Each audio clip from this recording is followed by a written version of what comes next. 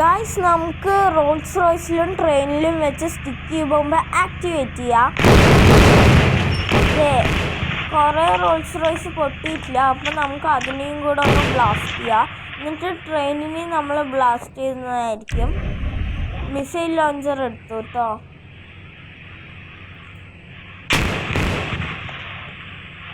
Rolls റോയ്സിന് ഉന്നം തെറ്റിട്ടോ guys.